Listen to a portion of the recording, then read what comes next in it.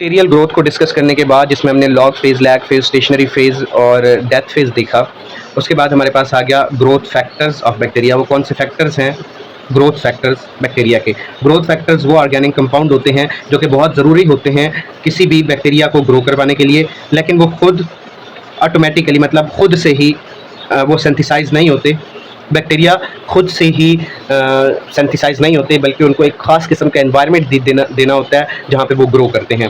These factors must be provided externally in the culture media, और ये सारे factors जो हैं वो एक्सटर्नली प्रोवाइड किए जाते हैं इन द कल्चर मीडिया। ठीक है, ग्रोथ फैक्टर्स और the organic compound that are essential for the growth of certain bacteria but can't be synthesised by the bacteria themselves. अब टाइप्स की बात करें कि टाइप्स ऑफ ग्रोथ फैक्टर क्या हैं, वो कौन कौन से ग्रोथ फैक्टर्स हैं, यानी कि वो ऑर्गेनिक कंपाउंड्स कौन कौन से हैं जो कि बैक्टीरियल ग्रोथ में अपना रोल प्ले करते हैं। वाइटामिन्स, सबसे पहला है vitamins. Vitamins act as coenzyme और precursor for enzyme action. Enzyme के फंक्शन के लिए एज अ कोएंजाइम या प्रीकर्सर काम करता है vitamin. For example biotin, thiamine, riboflavin जो हैं ये एज अ कोएंजाइम भी काम करते हैं या एज अ प्रीकर्सर भी काम करते हैं एंजाइम की फंक्शन में। सेकंड आ जाता है, यानी कि एंजाइम की फॉर्मेशन करनी है, एंजाइम सिंथेसिस होनी है, तो ये वाइटामिन्स बहुत इंपॉर्टेंट रोल प्ले करते हैं इनको अगर कल्चर मीडिया में डाला जाए।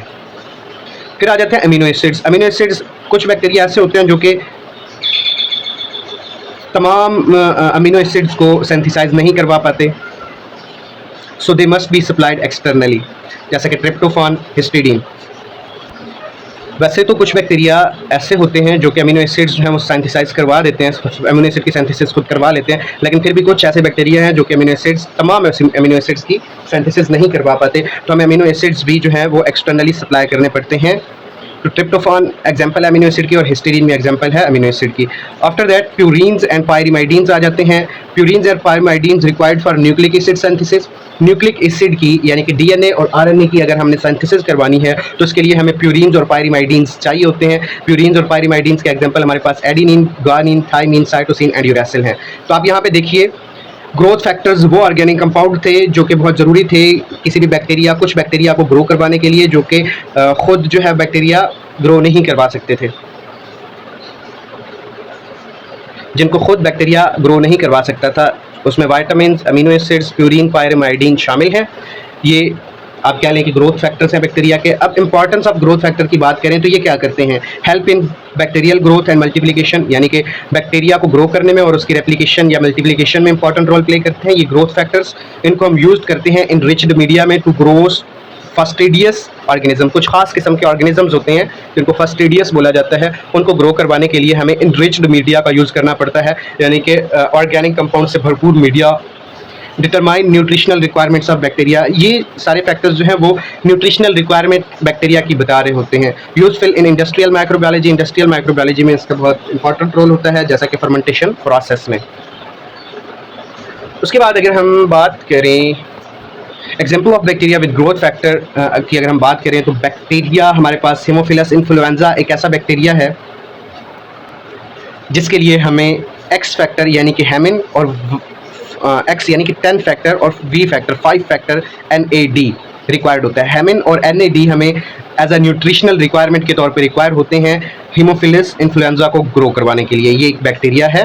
फिर लैक्टोबैसिलस SPP, लैक्टोबैसिलस SPP जो है ये ऐसा बैक्टीरिया है जिसके लिए हमें विटामिन B12 की बहुत ज़्यादा ज़रूरत होती है। एज अ न्यूट्रिशनल रिक्वायरमेंट हम यूज़ करते हैं लैक्टोबैसिलस को ग्रो करवाने के लिए। नाइसीरिया गोनोरी, ये भी एक ऐसा बैक्टीरिया जिसके लिए हमें अमीनो एसिड्स और विटामिन्स की ज़रूरत पड़ती है मीडिया में, ताकि हम इसको अच्छे से ग्रो करवा सकें।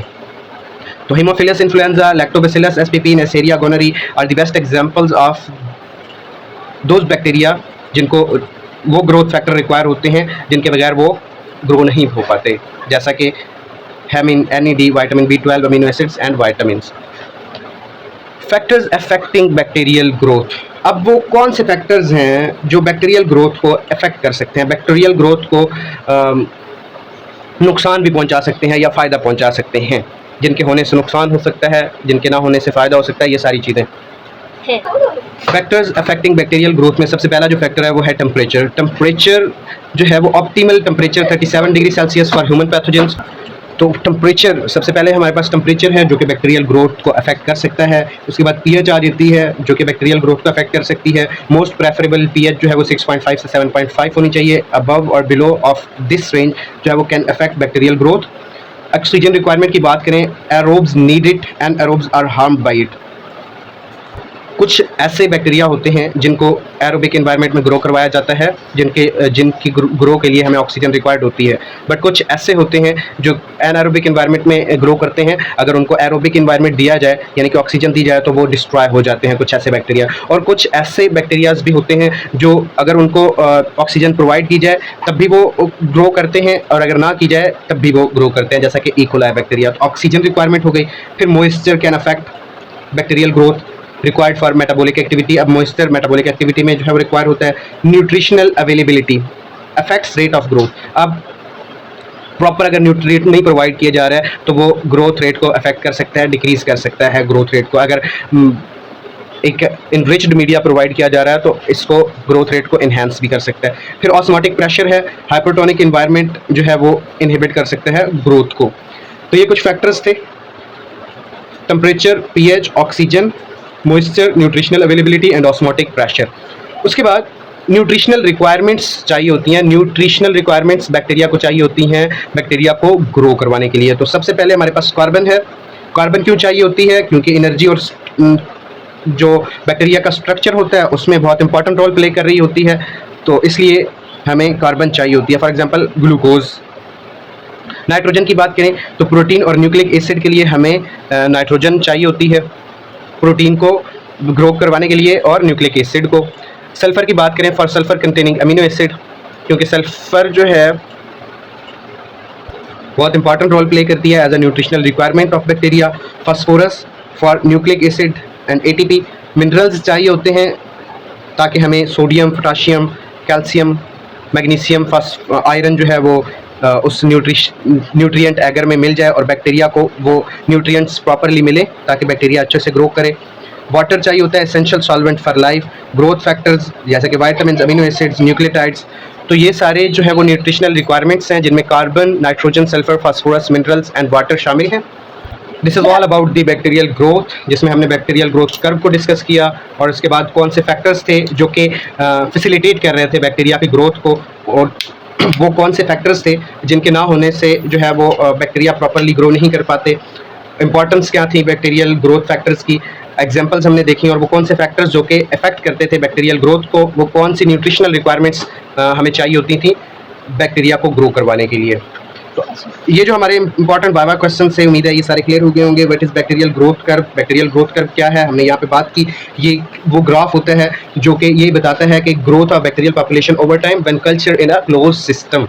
It has 4 main phases, log phase होता था, लैग फेज होता था, स्टेशनरी फेज होता था और डिक्लीन और डेथ फेज होता था। After that what happens in the lag phase? Lag phase में क्या होता था? लैग फेज में सेल डिवीजन नहीं हो पा रही होती थी, सेल का क्योंकि डिवीजन नहीं होती थी, नंबर ऑफ सेल्स इंक्रीज नहीं होते थे, कांस्टेंट होते थे, कांस्टेंट ही रहते थे। ये फेज जो है यहाँ पे मेटाबॉलिकली एक्टिव होता था बैक्टीरिया, और क्योंकि न्यू एनवायरनमेंट को अडॉप्ट कर रहा होता था तो यहाँ पे एंजाइम्स, डीएनए की सिंथेसिस हो रही होती थी। सेल जो है वो रिपेयर, जो डैमेज हो गए होते थे उनको रिपेयरिंग का काम, एसेंशियल कंपोनेंट्स को फॉर्मेशन का काम बिफोर डिवाइडिंग, तो ये सारे जो है वो लैग फेज में हो रहे होते थे। In which phase do bacteria multiply rapidly? कौन सा फेज है जहाँ पे बैक्टीरिया मल्टीप्लाई होते हैं रैपिडली? एक ही फेज है लॉग फेज, जिसको एक्सपोनेंशियल फेज बोला जाता है, जहाँ पे रैपिडली सेल डिवीजन होती है यानी कि नंबर ऑफ सेल्स इंक्रीज हो रहा होता है। यहाँ पे डीएनए की रेप्लिकेशन और मैक्सिमम जो है वो मेटाबॉलिक एक्टिविटीज परफॉर्म हो रही होती है। ग्रोथ रेट क्योंकि यहाँ पे मैक्सिमम होता है। Why does the stationary phase occur? Stationary phase क्यों आता है? Because number of dividing cells equal to the number of dying cells. तो ये मेजर रीजन होती है स्टेशनरी फेज की, यानी कि ये एक स्टेबल बैलेंस्ड फेज होता है जहाँ पे न्यूट्रिएंट्स जो है वो डिप्लीशन होने लगती है, न्यूट्रिएंट्स की पीएच की जो है वो चेंजेस आने लगती है, टॉक्सिक अकोमुलेशन होने लगती है। फिर उसके बाद है what is the significance of log phase in microbiology? तो ये है कि ये एक बेस्ट फेज समझा जाता है एंटीबायोटिक इफेक्ट को स्टडी करने का, क्योंकि यहाँ पे ग्रोथ रेट मैक्सिमम होता है।